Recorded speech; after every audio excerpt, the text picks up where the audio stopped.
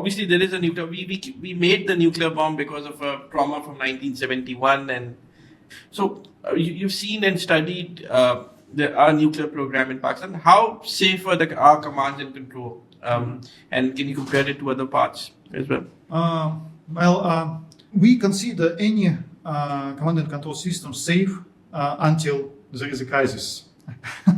In the relations, in the history of nuclear arsenal of Pakistan, happily we didn't have any crises in nuclear command and control, and even in the case of some escalation moments, such as BrahMos incident, when a BrahMos missile landed on the Pakistan territory, Pakistan reacted appropriate and so didn't switch on nuclear reaction to this incoming threat.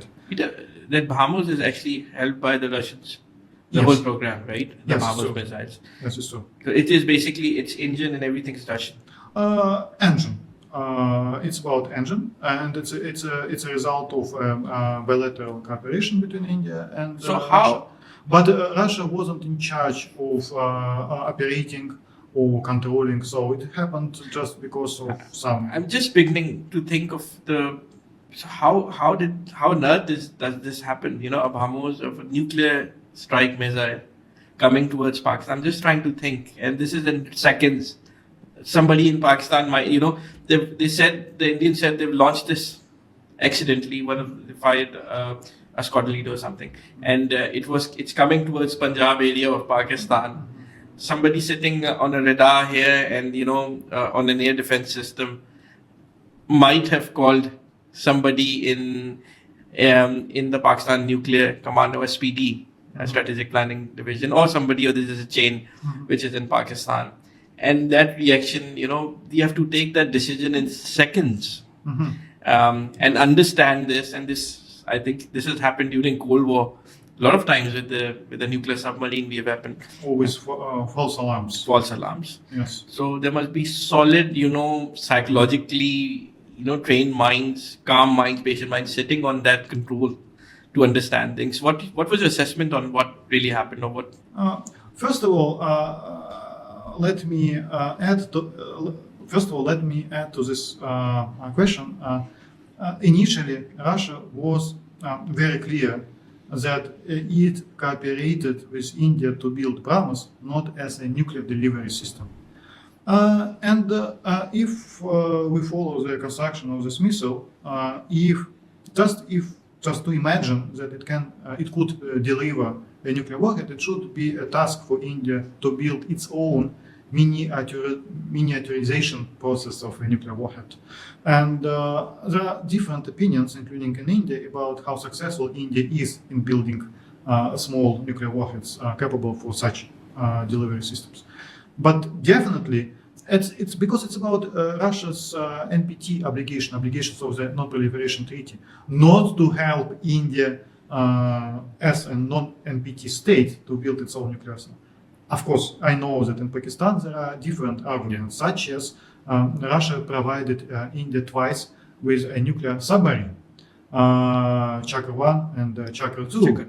And in Pakistan it was considered exactly as something against the spirit of the NPT treaty. But from the legal point of view, Russia is quite confident that it didn't cross its own NPT obligations in cooperating with India in these fields. The second point about how it could happen, to be honest, just a question of guessing.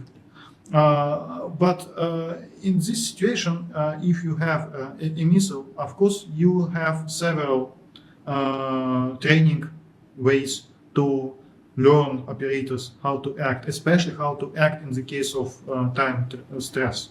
So for me, probably it could be something like that. It could be something like operators training, and just one of them forgot to have a mechanism preventing strike. Or it can be also malfunctions as well. But let me just recall how many cases happened, including the United States, one of the most sophisticated nuclear weapon states, when just heavy bombers traveled across the United States with an actual nuclear bomb on it. Or during the cold time that a heavy bomber was missed, or a heavy bomber missed a nuclear bomb in the ocean. So it happened. This is the problem, that we need to have some mechanisms between nations. I think there is a hotline between Pakistan and India on this. Did it work? This is the question. My guess that it didn't work, because the Pakistani side, but please correct me, but I have the Pakistani side tried to connect, to ask questions from the Indian side, but that side didn't respond. And could it be penetration testing by Indians? Could it be? But even if it was just a malfunction or a human mistake, of course, the information received after this, of course, could be used by both Pakistan and India. And Pakistan explored this facility and also realized what kind of weaknesses it has in its own air defense. I remember, Tomahawks landing in Pakistan during Clinton time. Yes, and what kind of missile it helped to build for Pakistan, RAD, if I'm not wrong. Sorry? Based on this technology, Pakistan developed its own cruise missile. I didn't hear that. So, I don't know. But yeah, so I read this in the book. Yeah, so one of our ex-prime ministers, Nawaz Sharif, said Tomahawks became Barber missiles. Yeah. So Barber cruise missile we have, which is against BrahMos, right? Yes. It's a nuclear-enabled weapon, cruise missile. Pakistan has been, I think, I was very, spectacle about how our nuclear program, but the guys I see are brilliant guys who are handling it. We've seen, virtually a great command and control center, especially during General Kidwai's time at General Musharraf, who put in General Kidwai in charge of SPD, and how SPD and Pakistan nuclear program transformed into probably one of the best safeguarded programs in the world. The commitment of scientists to everything is remarkable. It's amazing. Yeah, so supersonic weapons. Doctrine of the United States, they have an idea of deterring both Russia and China.